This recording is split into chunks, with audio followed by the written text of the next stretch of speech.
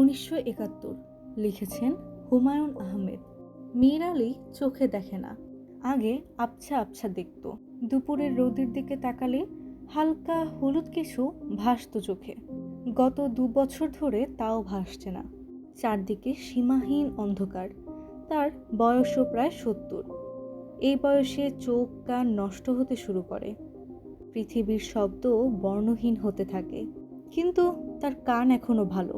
ছোট নাতনিটি যতবার কেঁদে ওঠে ততবারই সে বিরক্ত মুখে বলে, চুপ, শব্দ করিস না। মীর আলী আজকাল শব্দ সহ্য করতে পারে না। মাথার মাঝখানে কোথায় যেন ঝনঝন করে। চোখে দেখতে পেলেও বোধ হয় এরকম হতো।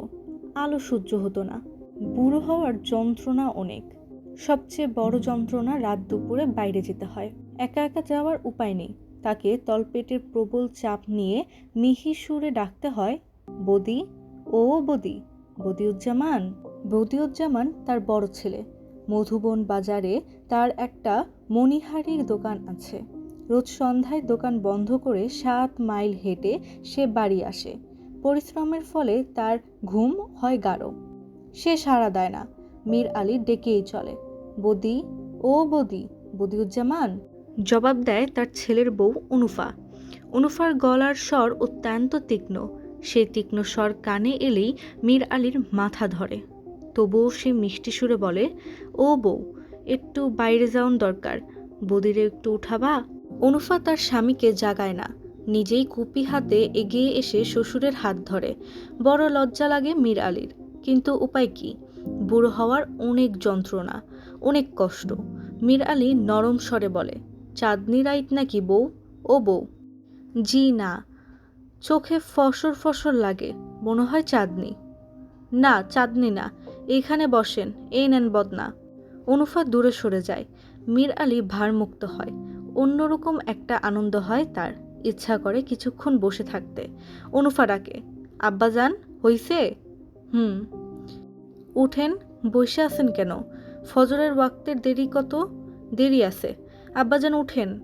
মীর আলী অনুফার সাহায্য ছাড়াই উঠানে ফিরে আসে। দক্ষিণ দিক থেকে সুন্দর বাতাস দিচ্ছে। রাতের দ্বিতীয় প্রহর শেষ হয়েছে বোধহয়। একটা দুটা করে শিয়াল ডাকতে শুরু করেছে। মীর আলী রষ্ট গলায় বলেন, রাত বেশি বাকি নেই।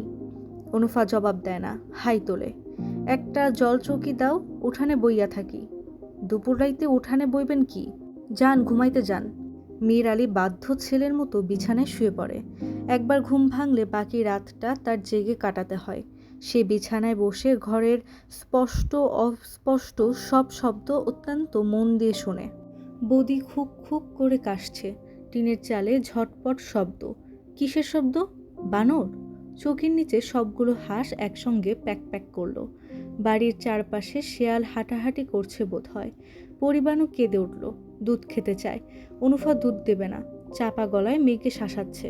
বদি আবার কাশছে। ঠান্ডা লেগেছে নাকি? পরশুদিন ভিজে বাড়ি ফিরেছে, জ্বর তো হবেই। বদির কথা শোনা যাচ্ছে, ফিসফিস করে কি যেন বলছে। কি বলছে? এত ফিসফিসানি কেন? মীর আলী কান খাড়া করে শোনার চেষ্টা করলেন। কাক ডাকলো। সকাল হচ্ছে নাকি? মীর আলী ভোরের প্রতীক্ষা করে। তার তলপেট আবার ভারী হয়ে ওঠে। বদি, ও বদি, বদিউজ্জামান। কি? একটু বাইরে যাওন দরকার। বদি সারা শব্দ করে না। পরিবাণু তার স্বরে কাঁদে, দুধ খেতে চায়। ও বদি, বদিউজ্জামান। আসি আসি, তাড়াতাড়ি কর। আরে দুধ তেরি, এক রাইতে কয়বার বাইরে যাওন লাগে? বদি প্রচণ্ড একটা চর বসায় পরিবাণুর গালে। বিরক্ত গলায় বলে, টর্চটা দাও অনুফা। অনুফা টর্চ খুঁজে পায়, কিন্তু অন্ধকারে ব্যাটারি খুঁজে পায় না। মীর আলী অপেক্ষা করতে করতে একসময় অবাক হয়ে বুঝতে পারে তার প্রস্রাব হয়ে গেছে। বিছানার একটা অংশ ভেজা। সে অত্যন্ত বিচলিত বোধ করে। এমন তারা আগে কখনোই হয়নি। আসেন যাই, যত ঝামেলা, দেখি হাতটা বাড়ান। বদি তার হাত ধরে।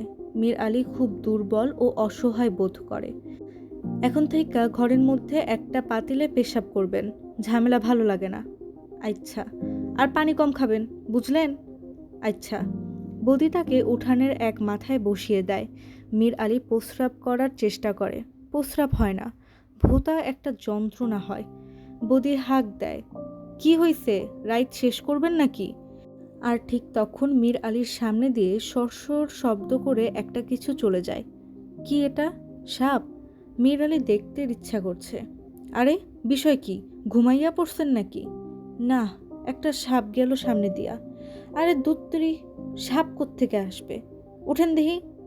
মনে হয় জাতি সাপ, বিরাট লম্বা মনে হইল। আরে দুধ, উঠে আসেন।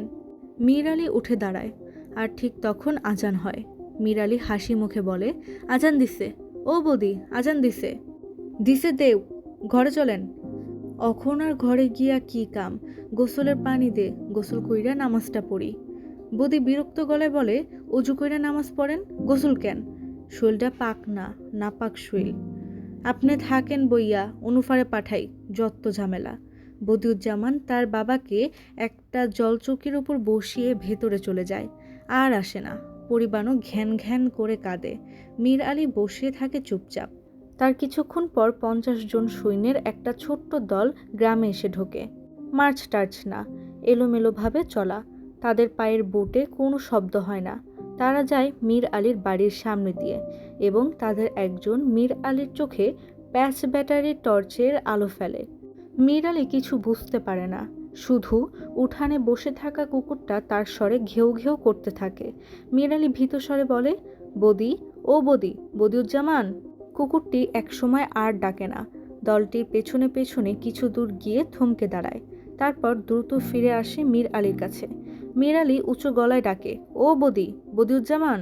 কি হইছে, বেহুদা চিল্লান কেন? বাড়ির সামনে দিয়া কারা যেন গেল। আরে দুত্তরি, যত ফালতু ঝামেলা, চুপ কইরা বইয়া থাকেন। মীর আলী চুপ করে যায়। চুপ করে থাকে কুকুরটিও। নিম্ন শ্রেণীর প্রাণীরা অনেক কিছু বুঝতে পারে। তারা টের পায়। গ্রামের নাম নীলগঞ্জ। 1 মে 1971।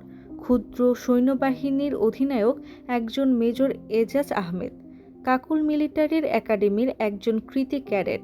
বাড়ি পেশোয়ারের এক অখ্যাত গ্রামে। তার গায়ের নাম রেশোবা।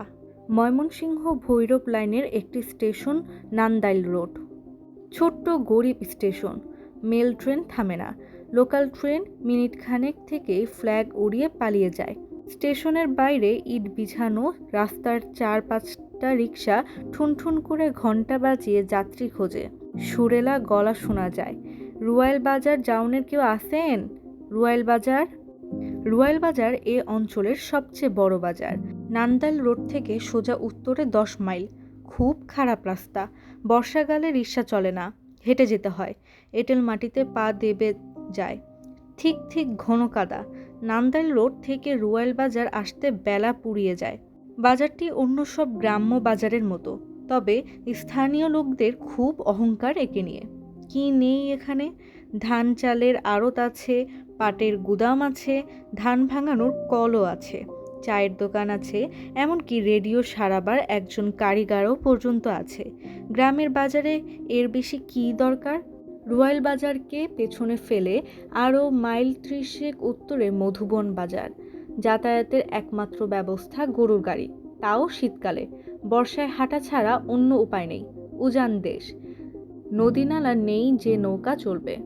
মধুবন বাজার পেছনে ফেলে পূর্ব দিকে 7-8 মাইল গেলে ঘন জঙ্গল।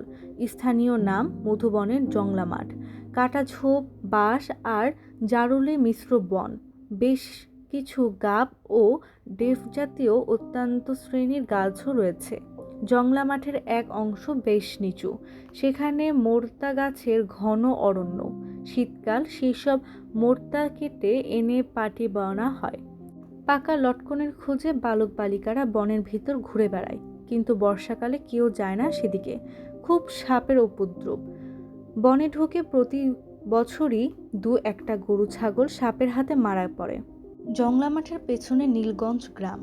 দরিদ্র, শ্রীহীন 30-40 ঘরের একটি বিচ্ছিন্ন জনপদ। বিস্তীর্ণ জলাভূমি গ্রামটিকে কাস্তের মতো দুদিক ঘিরে আছে।